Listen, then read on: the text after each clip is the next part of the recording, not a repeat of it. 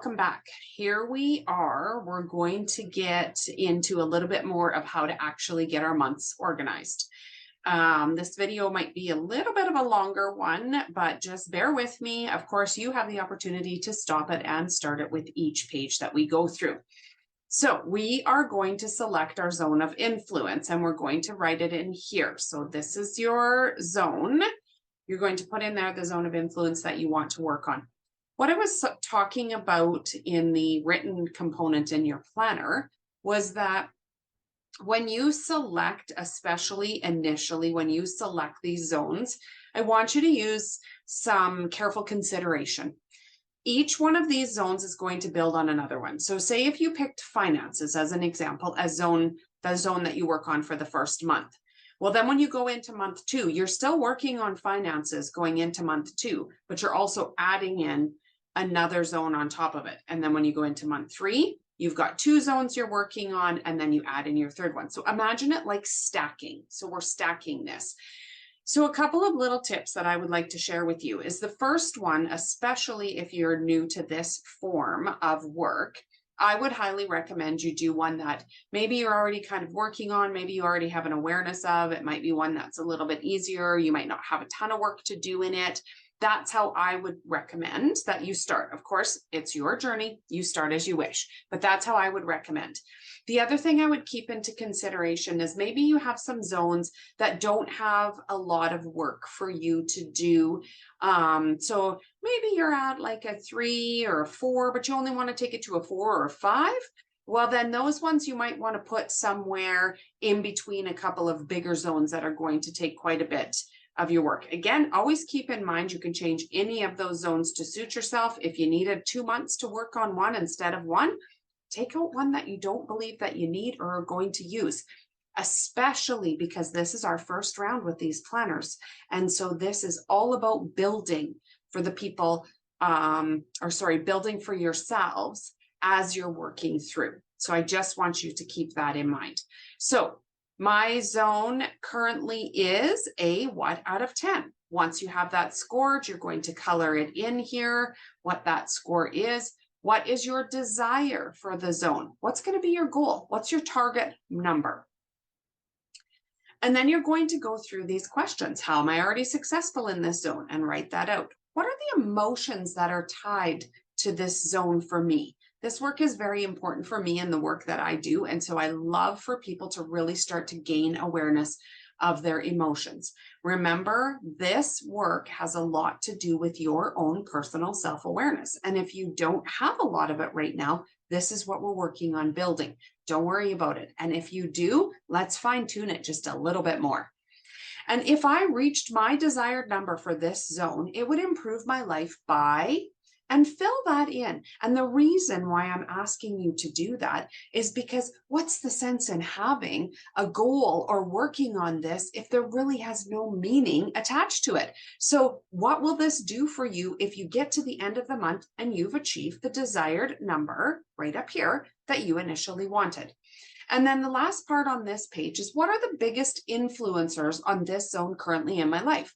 So what influences this zone that you're working on right now? What has an impact? What maybe has, and it doesn't have to be like a positive impact. It could be something that is an impact that you're wanting to work on. And that's what's having you choose this zone that you are going to work on. So keeping in mind, I don't like to use the term negative, but what are the biggest influences does not necessarily have to be positive. It can also be areas that you would like to see yourself focus on. So that is that page. Then we're going to make a little click and you're going into your goal setting page. So you're going to see this each and every month. So you're going to see that first page that I just showed you every month. You're going to see SMART goal setting every month. I'm a big time goal setter. So I'm really hoping you'll join me in filling this form out and utilizing it. Your goals need to be specific, measurable, attainable, relevant. You need to have the resources and timely. So they need to have a timeline. I always joke around and say my SMART goals actually stutter at the R because I keep 2 R's, the relevant and the resources. So these are all very important when you're setting your goals.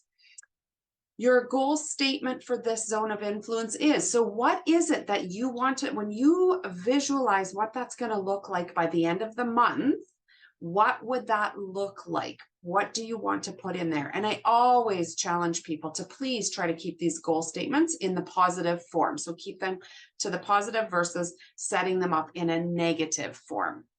Why is this goal important to you? Again, we have to get that worked out. And so getting it on paper, because if things get tough through the month, I want you to go back here and I want you to read this. I want you to see, why was this important for me to work on it to start with? What are some potential obstacles that might get in my way? What might happen? And when I work with people one-on-one in goal setting, I tell them it's always a good idea to plan for a hurdle, because then when you have some strategies in place, you then can go back and look, because sometimes when we're in the midst of chaos, we do not have the ability to forward think on how we are going to put some strategies into place. So if we already have that written down, we just simply have to go back to this page and read that. So what are the potential obstacles? And then of course, the next question is, how are you going to overcome them? And then my focus 5 for the next month is. And so what is it that you want to focus on? As I told you before, this focus 5 could be directed at your zone, or it could be 5 things completely separate that you want to work on for yourself. Add a timeline to each goal or focus 5 for this month. So it's very important when you guys get down to putting this information into your monthly spread that you put timeline. So you're going to attach each one of those actions into a day that your goal is to get them finished by. You always have to have actions when you're goal setting, because otherwise you'll never achieve those goals that you're looking to achieve. So then we go straight into our monthly spreads. As you can see, they're undated. So you just pop your dates in, and I apologize because it's showing that screen sharing up there. You're missing the top, but of course those are the days. What is your goal for the month? So what are you working on?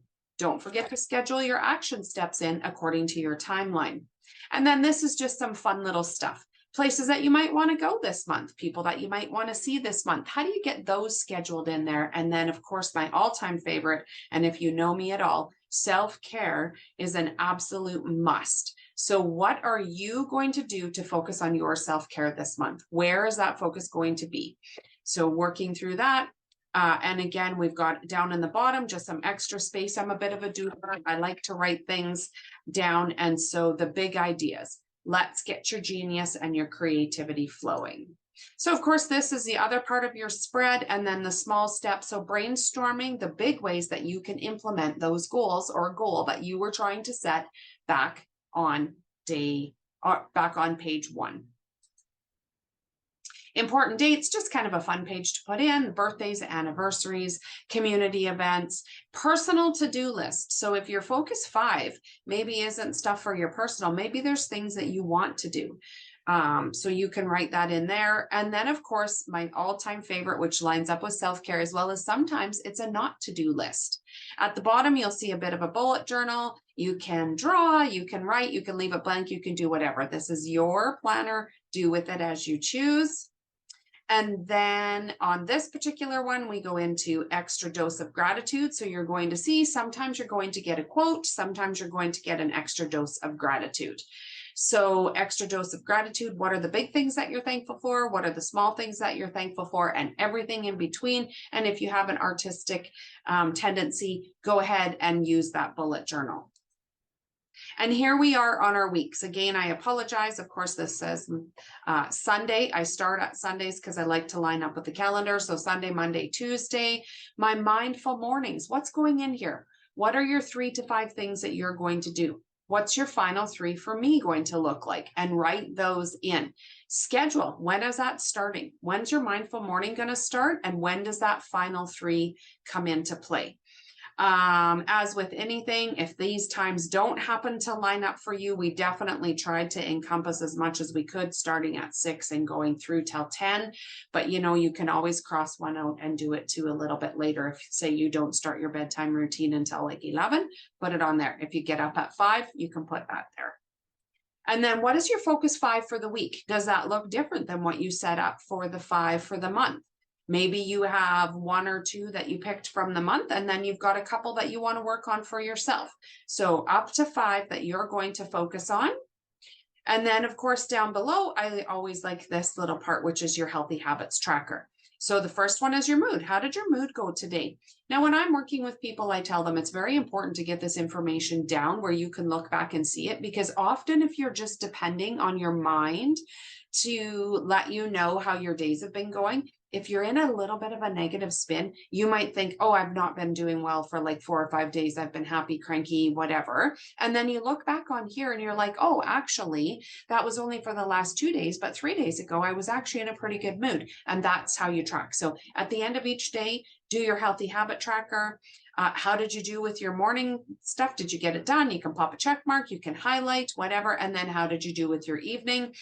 A fun thing for me is getting your water in. It's very important that we hydrate. And so there is your little waters, and then your focus 5.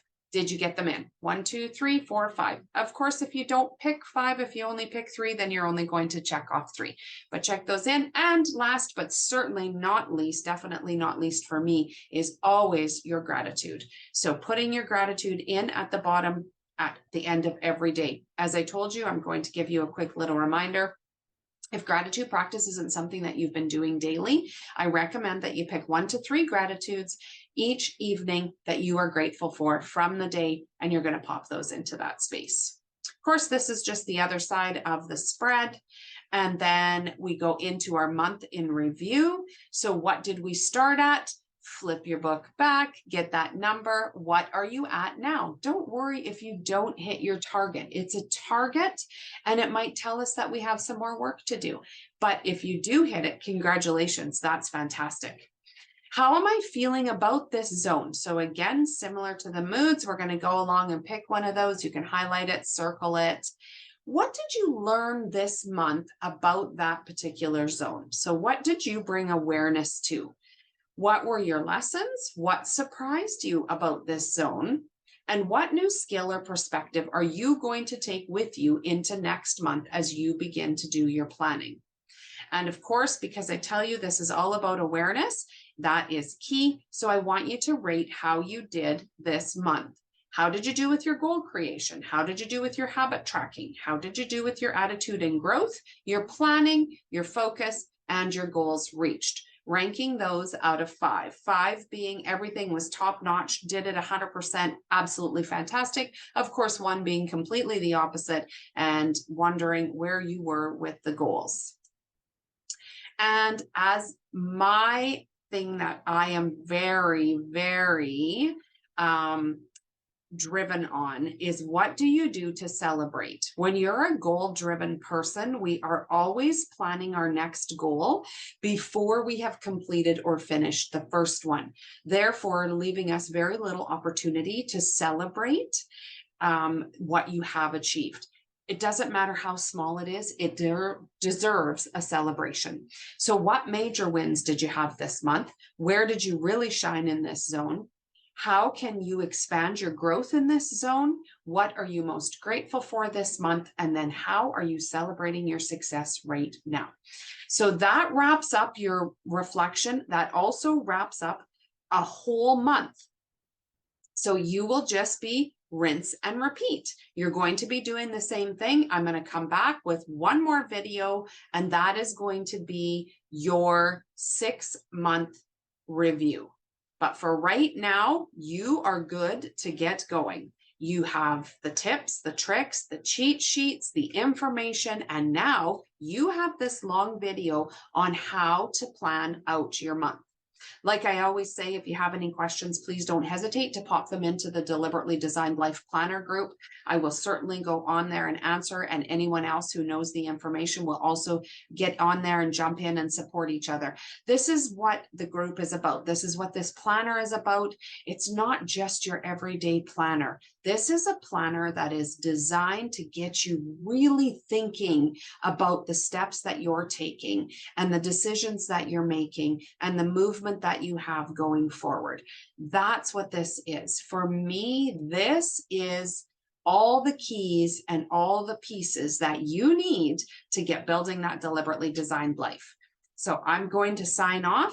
For right now, you will see a couple more videos that are going to pop in here shortly. I'll get working on the 6-month celebration, the 1-year celebration, and of course the wrap up, the conclusion. But for now, there's nothing standing in your way. I want you guys to flip open that planner and I want you to get going on this.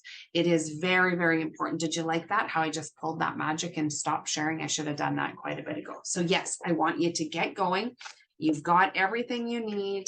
You're ready to start doing your planning. Get your stuff absolutely going. Don't stress and feel like this has to be the first part worked from one page to the next. If you don't know what your 100 is yet, just keep working on it all the time. Keep writing it in there.